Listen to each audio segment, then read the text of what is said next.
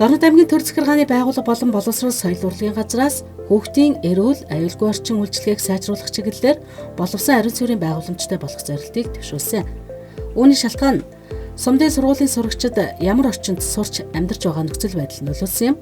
Учир нь сумдын сургууль цэцэрлэгийн хүүхдүүд ариун цэврийн ямар ч шаардлага, стандартгүй орчинд нөхөн жорлон хэрэгэлсээр байгаа. Нөхөн жорлонгоос гадна түүний дэргэд муу усны зориулалт бүхий хүүхдэд эрсдэлтэй цоонод нүх байрладаг. Жорлонгийн нүхний хан, шороо нурах эрсдэл байнга байдаг. Ер нь нөхөн жорлонг дагсан маш олон эрсдэл ариун цэврийн шаардлага хангаагүй орчин бий болдог. Тухайлбал өнөр түүнийг дагж ирэх ялаа шумуул, өвлийн цагт бол мөсдөх, гулгах, халтрах, цоожгүй эсвэл эвдэрсэн хаалга, зөвхөн хүүхэд ашиглах орчин бүрдээгүй, цаас хог хаягдalхтэй, өвчлөл, нэм бактери үржих боломжтой, нас хүүсийн ялгаа байхгүй, сургууль болон дотор байрнаас аслагдсан зайд оршдог, агааржуулалтгүй орчин, цэвэр усны ямар ч их үүсвэргүй байдал гэх мэтээр маш олон сөрөг үр дагавар үүсч байдаг. Ингээд Дорнод аймгийн 13 сумын 14 сургууль, 14 цэцэрлэгийн орчны эрүүл ахуй, халдваргүй тэтгэлийг орчин үеийн стандартад нийцүүлж, ариун цэврийн байгууламжийг шинжлэх зорилгоор Дорнод аймгийн засаг даргын тамгын газар, боловсрол соёл урлагийн газраас ариун цэврийн байгууламжийн шинжлэх төслийг санаачилсан юм а. Дорнод аймгийн 13 сумын цэцэрлэг сургуулийн 6963 хүүхдийн сурч хүмүүжиж буй ариун цэвэр эрүүл ахуйн нөхцөлийг сайжруулж, хүүхдэд ээлтэй орчин бүрдүүлснээр хүүхэд багчуудад эрүүл зөв дадал хэвшил, хувийн соёлыг нь төлөвшүүлэх, улмаар хүүхдийг аливаа халдвар төвчнөөс урьдчилан сэргийлж байгаа юм а. Санхүүжилтийн тухайд бол улс болон орон нутгийн төсвөөс гадна олон улсын байгууллагын төсөл хөтөлбөрийн дэмжлэг оролцоотой байлаа. Улсын төсөв, Дэлхийн зүүн олон улсын байгууллага, орон нутгийн хөгжлийн сан, Mobicom корпорац зэргээс хөрөнгө оруулалттайгаар боловсон ариун цэврийн байгууламжтай болох ажлыг 2018 оноос эхлүүлж өнөөдрийн байдлаар 90% биелэлтэй явж байна. Хүүхдэд ээлтэй орчин гэсэн орон нутгийн хөтөлбөрийг сүүлийн 3 жил дараалан амжилттай хэрэгжүүлээд байна.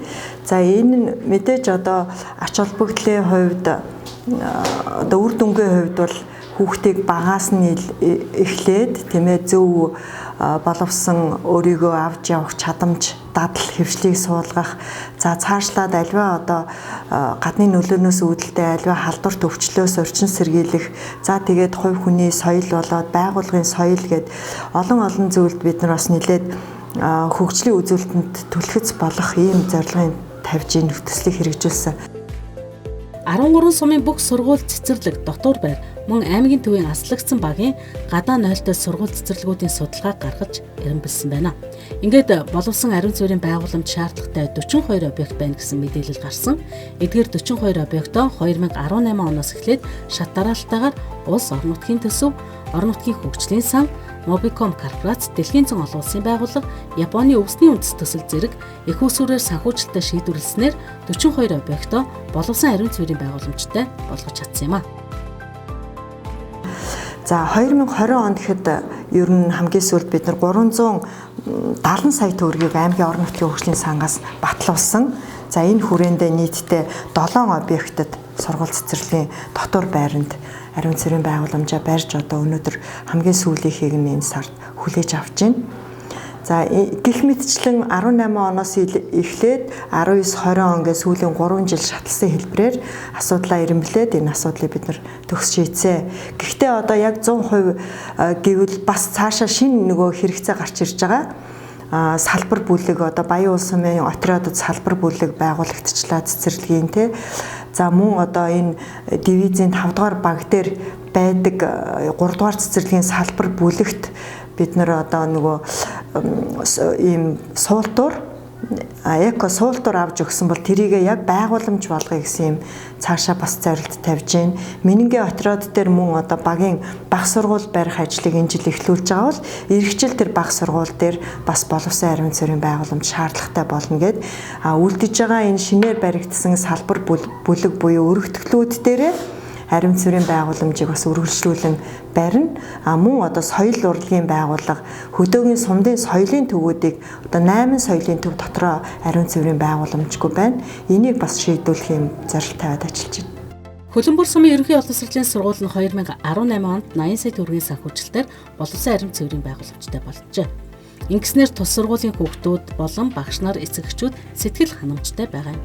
Тус сумын ерөнхий боловсролын сургууль 250 гаруй хүүхэдтэй, 50 орчим багш ажилтнтай, төслийн хүрээнд сургуулийн байранд 8 ариун цэврийн өрөөг тогтжуулан байгаль орчин дээлтэй технологи бүхий цэвэрлэх байгууламжийг барьжээ. 2018 онд ариун цэврийн байгууламжууд ашиглалтанд орсноос хойш нийт 299 хүүхэд 40 багш ажиллагсад үр шимийг хүртэж байна. За сумын хэмжээнд ариун цэврийн байгууламж орсноос хот хөдөөгийн ялгаа арилсан гэж үзэж байгаа. Тийм хүүхдүүд маань сэтгэл ханамж өндөр, мөн одоо ариун цэврийн байгууламжтай болсноор зөв дадлаг хөвшилд сурч, хайрлан хамгаалах, зөв одоо ариун цэврийн байгууламжаар үйлчлүүлэх зөв хандлагатай болж байгаа нь хүүхдүүд маань гарч байгаа бас үр дүн юм аа. Ариун цэврийн байгууламжтай болж тав тухтай, цэвэрхэн, дулаахан, эвгүй үнүргүй яг л бидний сэтгэлд хүрсэн тийм бие оноолтой болсон. Ингэснээр бидний одоо суралцахад илүү их гоё орчин бүрдүүлж өгч чадсан. Сурагчид бидэнд бие оноол маань маш их таалагдаж байгаа. Булган сумын ерөнхий боловсролын сургууль болон дотор байрны ариун цэврийн байгууламж эрүүл ахуйн шаардлага хангасан боловсон нойлтой болсон. 2018 онд сургуулийн ариун цэврийн байгууламжийг дэлхийн зүүн олон улсын байгууллага Mobicom корпорацийн хамтарсан хөрөнгө оруулалтаар 80 сая төгрөгийн өртөгтэйгээр ашиглалтанд оруулсан бол энэ онд аймгийн орон нутгийн хүчлийн сангийн 66 сая төгрөгийн хөрөнгө оруулалтаар тус сумын сургуулийн дотор байрны хүүхдүүдийг боловсон нойлтой болголоо. За манай дотор байрны нийт 20 суралц хүүхэдтэй. За хүүхдүүд ээлтэй орчин төслийн хүрээнд хөдөөгийн сумдын сургууль дотор байранд бол боловсон ариун цэврийн байгууламж багцад бол манай дотор байр хамрагдсан. Орон нутгийн хөгжлийн сангийн 66 сая төгрөгийн хөрөнгө оруулалтаар бол дорнын их өгөөж компани маань гүйцэтгэлээ. За хүүхдүүдийн маань нийгмийн асуудлыг шийдвэрлэж өгсөн аймаг орон нутгийн дарга боловсрол соёл урлагийн газар нартай бол нийт хүүхдүүд эцэг эхчүүд хамт олонныхаа өмнөөс талархаж байгаагаа илэрхийлье. Манай дотор байр өмнөх хичээлийн жил гадаа найлттай байдаг байсан. Тэгээд энэ хичээлийн жилүүдэд дотроо ариун цэврийн байгууламжтай болсон маш их баяртай байна. Ялангуяа хөдөө орон нутагт болон дотор байранд амьдардаг хүүхдүүдийн хувьд боловсон жорлон тэдний аюулгүй байдал, эрүүл ахуйн стандартыг хангаж чадахгүйгээс болж бага насны хүүхдүүд сурах эрхээ бүрэн эдлэж чадахгүйд хүрэх ийм эрсдэл үүсч байсан гэсэн судалгаач гарсан. Дэд бүтцийн шийдэлд холбогдож чадаагүй модон жорлонтойгоос болж орон нутгийн сургуулийн сурагчид идэх хоол, уух ундаа, сойх, нэмгэн хувцастай бие засгаар гарснаасаа болж ханиад хүрэх, гидсний халдвар төвчөн тусах, хичээлийн дундуур гарч бие засахтаа удаан хугацаа зарцуулах гэх мэт бэрхшээлтэй олон зүйл байсан. Зөвхөн амьдарч буй газраас шалтгаалan ийхүү ялгаатай хэрэгцээ байсаар байгаа нь орон нутгийн удирдлагуудын анхаарах асуудлын нэг болсон юм. Харин үүнийг шийдэхийн тулд орон нутгийн төр захиргааны байгууллага, олон улсын байгууллага зарим хувийн хэвшлийнхэн хамтран ажилласны үр өгөөжийг хүүхдүүд хүртэх болсон заашаалтай.